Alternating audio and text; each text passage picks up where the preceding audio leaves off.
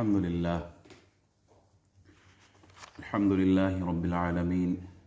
الحمد لله وكفى وسلام على عباده الذين اصطفى. أما بعد فأعوذ بالله من الشيطان اللعين الرجيم المردود. بسم الله الرحمن الرحيم. قال الله تبارك وتعالى في الكلام المجيد بعد أعوذ بالله من الشيطان اللعين الرجيم المردود. بسم الله الرحمن الرحيم. ألا إن أولياء الله لا خوف عليهم ولا هم يحزنون الذين آمنوا وكانوا يتقون. أو كما قال النبي صلى الله عليه وبارك وسلم: لا يؤمن أحدكم حتى يحب لأخيه ما يحب لنفسه. صدق الله مولانا العظيم وصدق رسوله النبي الأمين الكريم، ونحن على ذلك لمن الشاهدين والشاكرين والحمد لله رب العالمين. ہر طرح کی حمد، ثنا، کبریائی، بڑائی اللہ وحدہ لا شریک ذات کے لیے ہے، جو ہم سب کو پالنے والا ہے، رب ہے، خالق ہے، مالک ہے، عزت کی مسند پر بٹھانے والا، بے حد بے حساب نعمتیں دینے والا ہے۔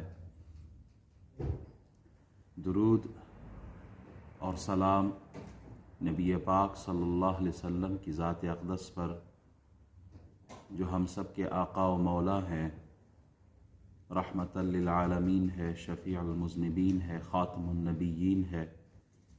اللہ تبارک و تعالیٰ کے حضور دعا گوہوں کے مالک و مولا ہمارا اول وقت میں آنا، بیٹھنا، سننا، سنانا اپنی پاک بارگاہ میں قبول فرمائے۔ گزشتہ کئی جمعۃ المبارک سے ہم اولیاء اللہ کی شان پر گفتگو کر رہے ہیں اور ان کی تعلیمات پر گفتگو ہو چکی ہے۔ آج اللہ والوں کے جو اخلاق ہے، کردار ہے، ان سے لوگوں پر کیسے ان کی زندگی اثر انداز ہوئی، لوگ کیسے بدلے، لوگ کیسے چینج ہوئے، ان کے اخلاق اور کردار سے لوگوں نے کیا حاصل کیا، اس پر گفتگو کروں گا۔ احباب، جتنے بھی اللہ کے نیک صالحین اور نیک بندے ہیں، خاص بندے ہیں، ان سب کی زندگی پر اگر آپ نظر ڈالیں تو ان سب کے لیے جو رول ماڈل ہے وہ رسول اللہ صلی اللہ علیہ وسلم ہے۔ جتنے بھی اللہ کے نیک بندے گزرے ہیں، ان سب کے لیے زندگی گزارنے کا جو نمونہ تھا ان کے سامنے، وہ رسول اکرم صلی اللہ علیہ وسلم کی ذات۔ لقد کان لکم فی رسول اللہ اسوۃ حسنہ، قرآن کی آیت ہے۔ صحابہ کرام کی زندگی ان کے سامنے تھی، تابعین کی زندگی ان کے سامنے تھی۔ اللہ والوں کے زندگی کے ایک ایک گوشے پر نظر ڈالیں، وہ اخلاقیات ہو، وہ معاملات ہو، وہ معاشرت ہو، وہ عبادات ہو، ہر پہلو پر اگر آپ غور کریں تو اس کا اثر دوسروں پر ہوا ہے۔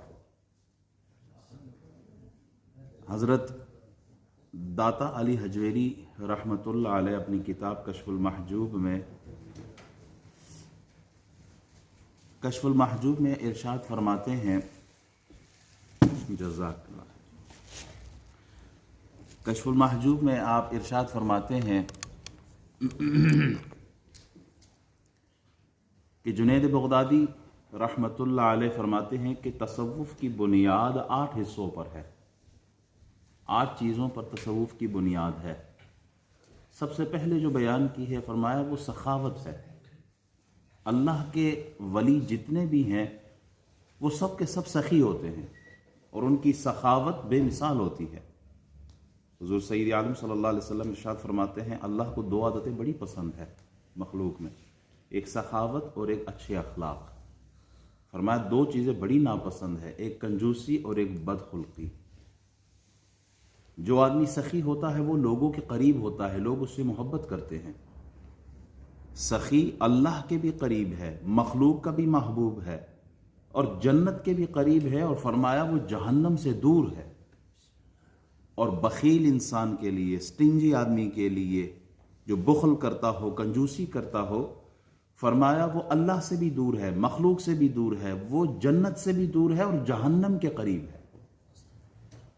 سیدنا صدیق اکبر رضی اللہ تعالیٰ عنہ نے اپنا سارا مال اللہ کے راستے میں لٹا دیا۔ تاجر تھے، 40,000 درہم آپ کے پاس تھے، لیکن جنگ میں ضرورت پڑی تو مال پیش کیا، غلام کو آزاد کرنا ہے تو مال پیش کیا، کئی سفر پر جانا ہے اسلام کی خاطر، مال پیش کیا، مال پیش کرتے رہے، مال پیش کرتے رہے، اللہ کے راستے میں سخاوت کرتے رہے۔ تو پھر ایک دن یہ بھی آیا کہ اللہ نے جبریل امین کو بھیجا، جبریل جا کے پوچھو صدیق اکبر سے کہ تم اللہ سے راضی ہو، ناراض تو نہیں ہو؟ جبریل اللہ کا پیغام لے کے آ رہے صدیق اکبر کے لیے۔ تو سخاوت اللہ کے قریب کرتی ہے بندے کو۔ حضرت یحییٰ علیہ السلام نے شیطان سے پوچھا تھا، شیطان تیرا سب سے بڑا دوست کون ہے، تیرا سب سے بڑا دشمن کون ہے؟ تو شیطان کہتا ہے میرا سب سے بڑا دوست وہ ہے جو عبادت کرتا ہے لیکن وہ بخیل ہو، میرا سب سے بڑا دشمن وہ ہے جو فاسق و گناہگار ہو لیکن وہ سخی ہو، عبادت گزار، محنت کرتا ہے، مشقت کرتا ہے، دن رات ایک کر کے وہ اللہ کو راضی کرنے کے لیے سجدے کرتا ہے، لیکن ساتھ میں بخل بھی کرتا ہے، بخیل ہوتا ہے۔ تو فرمایا وہ بخل اس کی ساری عبادتوں کو برباد کر دیتا ہے۔ اور دوسری طرف وہ آدمی جو فاسق ہے، گناہگار ہے، اچھا کھاتا ہے، اچھا پیتا ہے، اچھا پہنتا ہے، اچھی زندگی گزارتا ہے، لیکن سخاوت کرتا ہے، اللہ کے راستے میں دیتا رہتا ہے۔ فرمایا مجھے ڈر اس بات کا ہے کہ اس کی جو سخاوت ہے، اللہ اس کی سخاوت کو قبول فرما کر اسے توبہ کی توفیق دے اور اس کے سارے گناہوں کو معاف فرما دے۔ تو سخی آدمی جو دل کا غنی ہو، اللہ نے اسے دیا ہے اور وہ اس کے راستے میں لٹاتا ہو، دیتا ہو۔ حضور فرماتے ہیں میں قسم اٹھاتا ہوں اس بات پر کہ جو اللہ کے راستے میں مال دیتا ہے اس کا مال کم نہیں ہوتا۔ سخاوت سے کیسے کافر مسلمان ہوئے؟ حضرت صفوان بن امیہ اسلام لانے سے پہلے فرماتے ہیں مجھے کائنات میں سب سے بدترین انسان جو مجھے برا لگتا تھا، جس سے میں نفرت کرتا تھا، وہ رسول اللہ تھے۔ لیکن غزوہ حنین کے دن جب میں نے ان سے مانگا، دو پہاڑیوں کے درمیان پورا جنگل تھا جو بکریوں، جہاں بکریاں ہی بکریاں تھیں، میں نے حضور سے کہا یہ مجھے چاہیے، حضور نے فرمایا جاؤ تمہاری ہو گئی۔ کہا اس دن حضور کی محبت میرے دل میں ایسی آئی ہے کہ کائنات میں سب سے زیادہ اگر مجھے کوئی اچھا لگتا ہے تو وہ محمد عربی صلی اللہ علیہ وبارک وسلم۔ صفوان اپنے قبیلے جا کے اعلان کرتا ہے، آواز دیتا ہے وہ میرے قبیلے والوں اٹھو، اسلام قبول کرو۔ محمد اتنی سخاوت فرماتے ہیں پھر کبھی محتاجی کا خوف ہی نہیں رہتا، محتاجی کا غم ہی نہیں رہتا، محمد اتنے عطا کرنے والے ہیں۔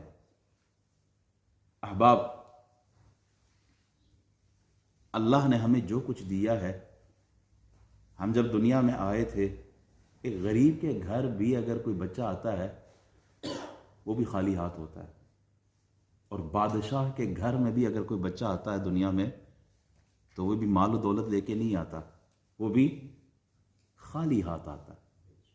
ایون کہ لباس تک نہیں ہوتا انسان کے جسم پر جب وہ اس دنیا میں آتا ہے۔ اور جاتے ہوئے بھی وقت کے بڑے بڑے بادشاہوں کو دیکھا گیا ہے کہ خالی ہاتھ دنیا سے جا رہے ہوتے ہیں۔ مال اور دولت تو فقط ہمارے امتحان کے لیے ہے، وقتی طور پر ہمیں اس کا مالک بنا دیا ہے، اور یہ امتحان میرا ہے اور آپ کا ہے کہ اس مال کو جو ہمارے ہاتھوں میں ہے ہم اللہ کے راستے میں دیتے، ہم سخاوت کرتے ہیں یا نہیں کرتے؟ حضرت حاتم اسم رحمۃ اللہ علیہ داتا صاحب نے یہ کشف المحجوب میں نقل کیا، فرماتے ہیں کہ جب سے مجھے 4 باتوں کا پتہ چلا ہے نا، میں بے پرواہ ہو گیا ہوں ساری دنیا سے۔ ایک بات، لوگوں نے کہا وہ کیا 4 باتیں ہیں، 4 علوم کون سی ہیں، کیا باتیں آپ کو معلوم ہوئی ہیں جس کے بعد آپ ساری دنیا سے بے پرواہ ہو گئے؟ کہا میرا رزق اللہ نے مقدر کر دیا ہے، نہ اس میں اضافہ ہو سکتا ہے نہ اس میں کمی ہو سکتی ہے، جتنا اللہ نے لکھا اتنا ہی آئے گا، لہٰذا اب میں زیادہ کے چکر میں سیدھے راستے کو نہیں چھوڑتا۔ آج اپنے ماحول میں دیکھیں، اپنے ارد گرد دیکھیں، زیادہ کے چکر میں ہم سیدھے راستے کو چھوڑ بیٹھے، ہمیں مال چاہیے، رائٹ اینڈ لیفٹ ہم ہاتھ مارتے رہتے ہیں، چاہے وہ کرپشن سے ہو، چاہے وہ دھوکے سے ہو، چاہے وہ فراڈ سے ہو، چاہے وہ کسی بھی ذریعے سے ہو۔ جو اللہ کو پسند نہیں ہے اس طرف ہاتھ نہ مارے، اس لیے کہ جو اللہ نے آپ کے مقدر میں لکھا ہے وہ آپ کے پاس پہنچے گا۔ اگر 10 لقمے آپ کے لیے لکھے ہیں تو آپ محنت کر کے اس کو 11 نہیں کر سکتے، اور کوئی آپ کا حق آپ سے نہیں چھین سکتا، اس کو نو نہیں کر سکتا۔ جو اللہ نے آپ کے لیے لکھا ہے وہ آپ کو مل کے رہے گا، تو پھر ہم اپنی آخرت کیوں برباد کریں؟ حضرت حاتم اسلم فرماتے ہیں جب سے مجھے یہ پتا چلا ہے نا کہ اللہ نے جو میرے لیے لکھا ہے، بس میں بے پرواہ ہو گیا ہوں لوگوں سے۔ دوسرا فرماتے ہیں مجھے یہ پتا چل گیا ہے کہ ایک ایسی چیز، ایک ایسا دوست، ایک ایسا مہمان آ کر ہی رہے گا جس سے میں فرار اختیار نہیں کر سکتا، جس سے میں بچ نہیں سکتا، جس سے میں بھاگ نہیں سکتا۔ وَلَوْ كُنْتُمْ فِي بُرُوجٍ مُشَيَّدَةٍ، قرآن کہتا ہے تم بڑے مضبوط قلعوں میں بھی چھپ جاؤ نا، اس سے بچ نہیں سکتے، اور وہ کیا ہے؟ موت۔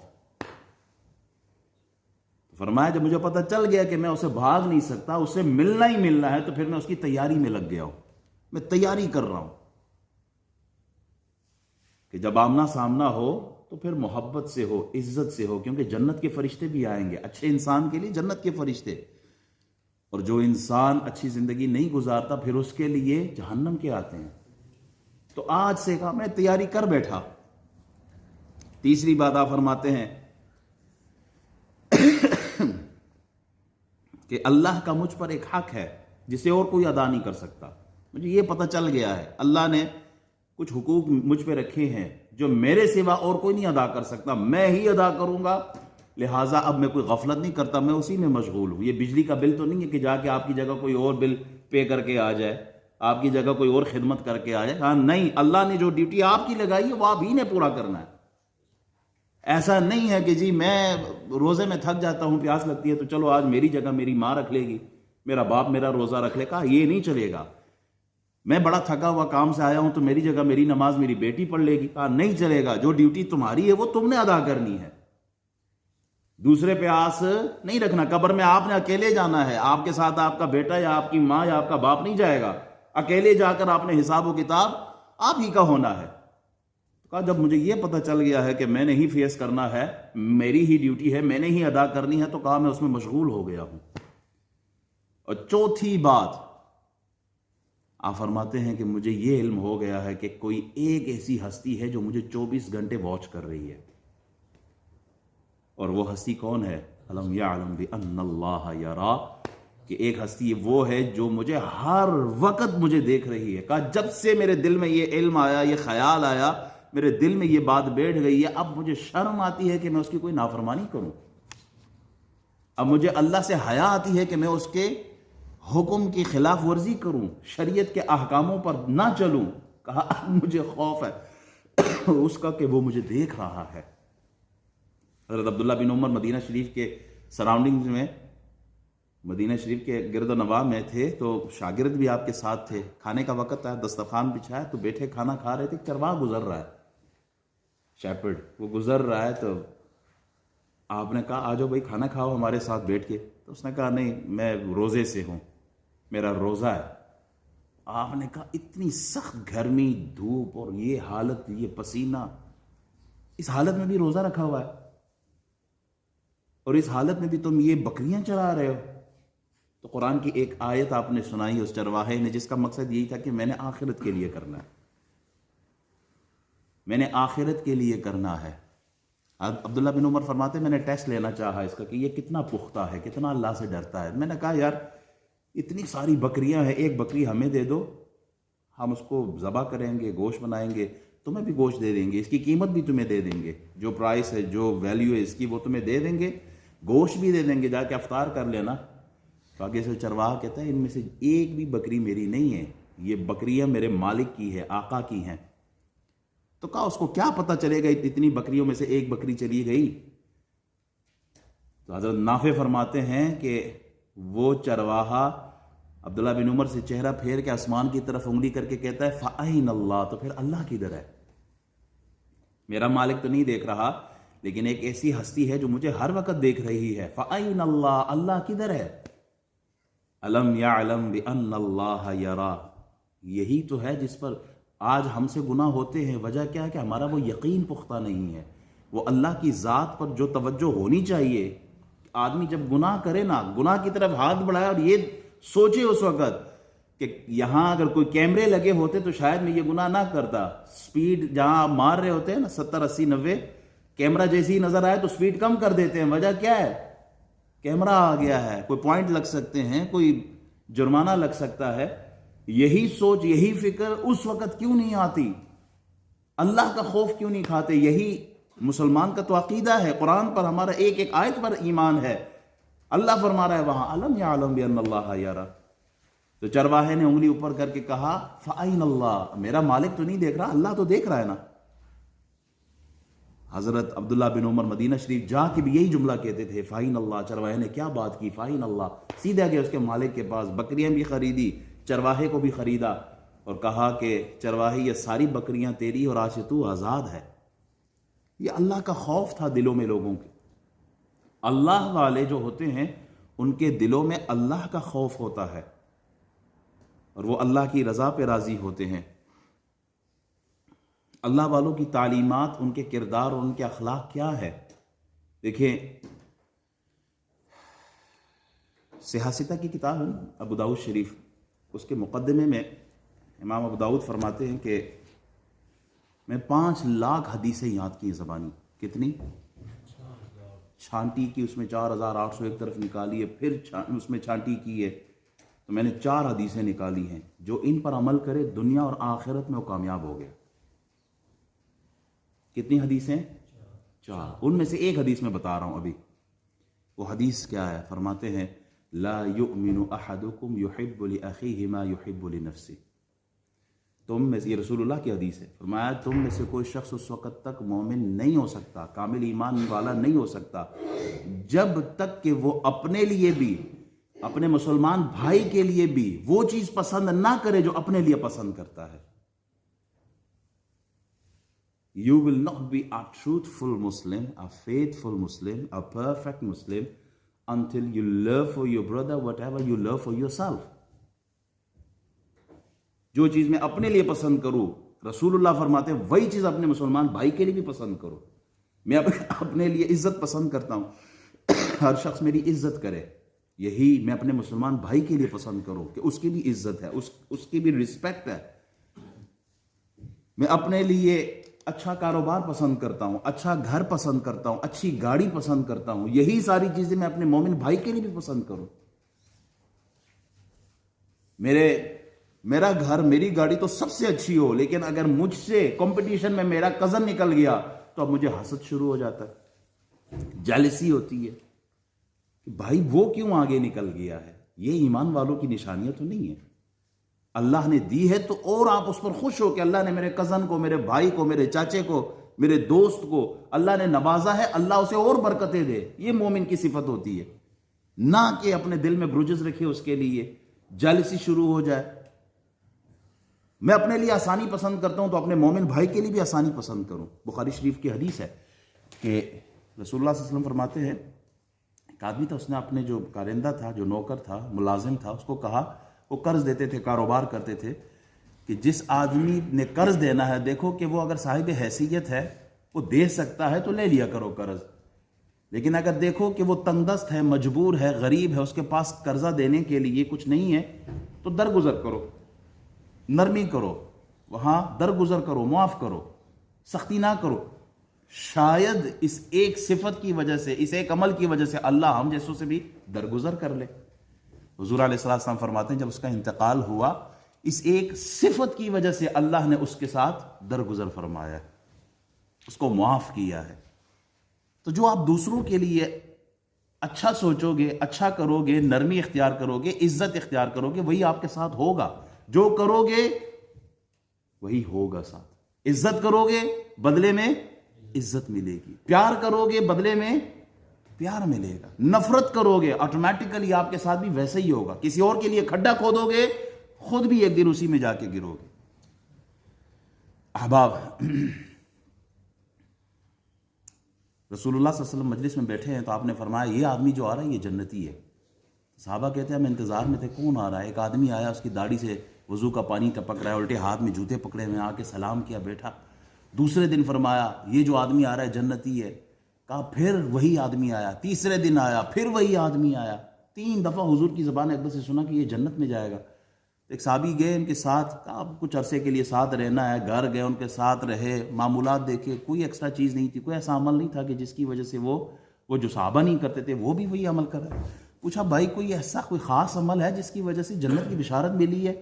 کہا بھائی مجھے کچھ زیادہ علم تو نہیں ہے, ہاں اتنا ہے رات سونے سے پہلے میں اپنے دل کو اپنے مسلمان بھائیوں کے لیے صاف رکھتا ہوں. کوئی کینہ نہیں ہے, کوئی بغض نہیں ہے, کوئی نفرت نہیں ہے, کوئی گروجز نہیں ہے کسی کے لیے بھی. میں صاف سینے کے ساتھ سوتا ہوں تاکہ میرا مسلمان بھائی, میں اللہ سے اپنے مسلمان بھائی کے لیے کوئی برا نہیں مانگتا, کوئی برا نہیں سوچتا. فرمایا اسی ایک عمل کی وجہ سے تمہیں جنت کی بشارت ملی ہے. آج ہمارا حال تو یہ ہے کہ ہم مسجد کی ایک ہی صف میں بیٹھے ہوتے ہیں, السلام علیکم ورحمۃ اللہ کہ سب پہ سلامتی بھیج رہے ہوتے ہیں. اسی صف میں اگر کوئی میرا ایسا دوست بیٹھا ہوا ہے کہ جس کو میں پسند نہیں کرتا, مسجد میں تو اس پر سلامتیاں بھیج رہے ہیں, لیکن جو ہی مسجد سے باہر نکلتے ہیں اسی کو پھر گالیاں, اسی کی نفرت, اسی کی بغض میں, اسی کی حسد میں وہی باتیں چل رہی ہوتی ہیں. حسد نیکیوں کو ایسے کھا جاتی ہے جیسے آگ سوکھی لکڑیوں کو کھا جاتی ہے. ہم بھی اپنے بھائیوں سے حسد نہ کریں.